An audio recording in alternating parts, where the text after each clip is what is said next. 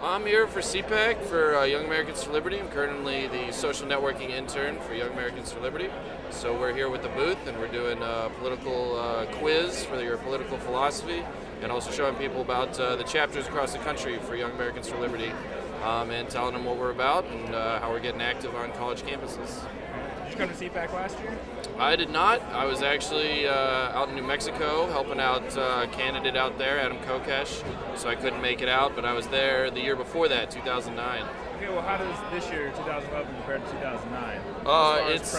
It's much bigger. I mean, I remember in 2009, the Campaign for Liberty, Young Americans for Liberty, I mean, we had a presence, but, you know, compared to now where it's like we have full days of events, I mean, it's just so different. It's almost like a separate conference that goes on at the same time.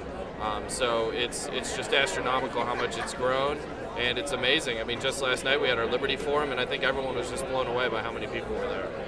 All right, so what do you look forward to most going into 2011, 2012? What do I look forward to most what? Going into 2011.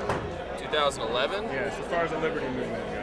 Well, obviously, you know, it'll be interesting to see how the presidential field turns out, you know, what happens. I mean, no official announcements have been made yet, but that'll be very interesting. And then, of course, you know, people tend to forget we've got the same elections that we had in 2010 and 2012. You know, we got another crop of House of Representatives and senators and state races, of course. I mean, we're really planning. We got the Year of Youth in 2012, so we're hoping to get as many young people elected as possible, or at least engaged in the political process. So from here, it's just going to keep growing, and we're just going to keep getting bigger.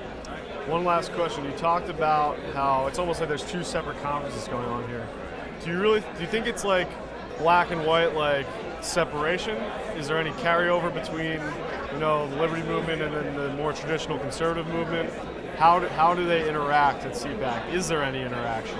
I think there's definitely interaction, and I've experienced here, especially with the quiz that we've been doing. It's been bringing a lot of people in so that they can see what we're about and talk to them about our issues and their issues, and just finding that common ground. I mean, it is separate in the sense that we have all of our events, but at the same time, I mean, we're bringing in people from the other events. You know, other people are going to their events. I mean, I think there's a lot of crossover, and you know, I think there's a lot to be done. You know, I mean, the whole Tea Party thing, the whole conservative movement. I think we're all rallying around the same ideas that we just got to cut government. We got to get a smaller government, and the way we do that is agree on that and then move from there. And I think that's happening all the time. I'm watching it happen.